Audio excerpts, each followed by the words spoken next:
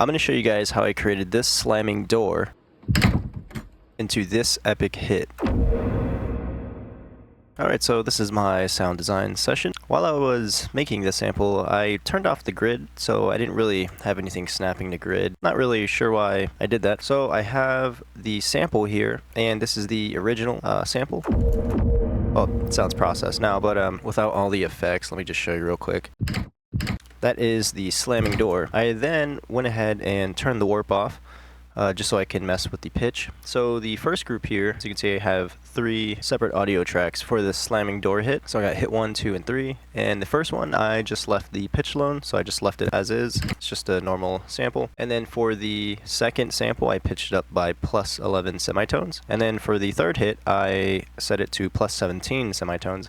And I even came over here to the volumes and turned hit 2 and 3 down a little bit. And then for hit 1, I just left the volume at 0. Then I went ahead and adjusted where each sample was playing back. The first and second sample are kind of closer together. Actually, they're all kind of close together. I just shifted them a little slightly over, so they're not all playing at the same time. But yeah, there's nothing inside of these audio tracks. Where all the processing was happening was inside the slam hit group.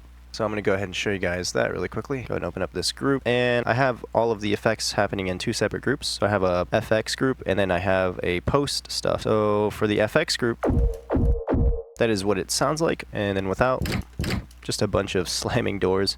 So let me just show you guys what I did here with these effects. I have a shifter, overdrive, EQ8, roar, another shifter, and a snap heap. And so for the shifter, I just wanted to pitch it down in frequency with a fine tune, so it's at -54. And then for the overdrive, I set the dry wet to 25% and boosted the Q all the way up. So without overdrive, with overdrive. And then for the EQ8, I did something a little bit interesting here. Let me go ahead and turn off the rest of these effects. First thing that I did was I grabbed the last band here and boosted the low end by a whole bunch, like almost, well, like 8 decibels. And then I grabbed these 2 peak filters here, and I wanted to bring out like a resonant frequency. But yeah, I just wanted to have a little bit of resonant peaks going on to create a more interesting sound. And then I went ahead and did a low pass filter cut with band 8 here. And like I said, nothing is really on grid. So yeah, this is what it sounds like. Then for the roar, I just did some automation with the amount to turn up the drive of the sound as it's being played through. So that's where a lot of the bass comes from, is inside this distortion. Really boosts the sound a whole lot.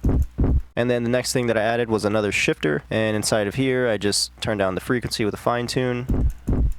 And then the last effect here inside of the FX group is a snap heap. And inside of here, I added a disperser, just some more distortion, and another snap heap, doing parallel processing with a convolver.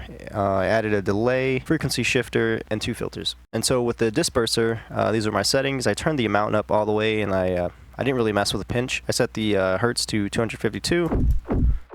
I like this like swooping effect that it adds, so without it, it sounds like this. And then with the disperse, kind of smears the phase of those frequencies, delaying the signal a bit, which I really like a lot. Then I distorted it a little bit more. I just turned the mix up by a little bit, just to drive the sound a bit. Then inside of the snap heap, I added a convolver and a delay, so it adds this tonal sound to the slamming doors. And then I went ahead and pitched it up by 392 hertz. And then the last thing that I did inside the snap heap was add those 2 filters. And so without the snap heap, it sounds like this. With it, it sounds like this. And so yeah, that is the first FX group. And then for post stuff, I added a reverb. And for this reverb, I went ahead and did parallel processing. So I grabbed a reverb audio effect from Ableton, turned the dry wet all the way up, the decay to around 5.45. And for the input filter, I just turned down the frequency of this input. Then I also went ahead and turned the pre-delay up by quite a bit here. I didn't want the reverb to happen immediately, so it creates a little bit of a delay with the reverb and the original signal. So with this parallel group, I'm going to go ahead and turn these off really quickly. So yeah, with this parallel group, it sounds like this. And then without it, it sounds like this. Then of course, I just have my dry signal over here. There's really nothing in there. Then I turned the reverb down by 11.5 decibels. And of course, I added our best friend, OTT, which is always going to squish the heck out of our sound and boost everything. And yeah, I just really like the way OTT brings out a sound. And then I added another EQ8 just to do a little bit of mixing. So as you can see, I cut a little bit of the low end, did a dip around 150 hertz, and then I added a low pass cut here. And then the last two things that I added was a limiter and a compressor. For the compressor, I have the thresh at -12 and the output at 5 decibels. For the release, I turned it down a little bit, so it's at 121 milliseconds. And so for the compressor, I really wanted to squish the sound together.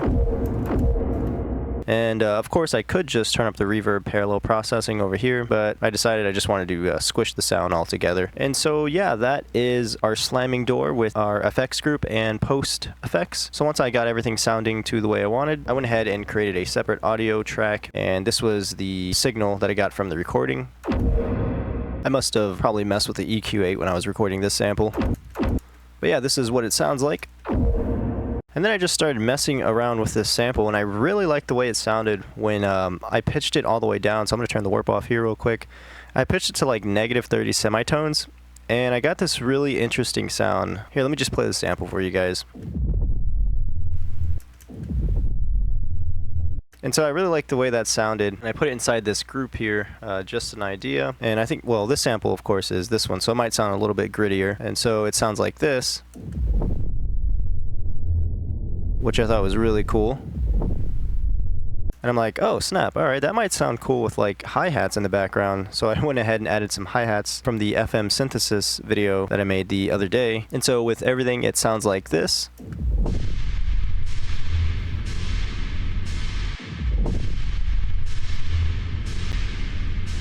So yeah, I thought that sounded really cool, and who knows, I might turn this into a small sample pack or something, just not sure yet. But yeah, I just thought it'd be kind of cool to show you guys my process. I hope you guys enjoyed, and I will see you in the next one. Adios.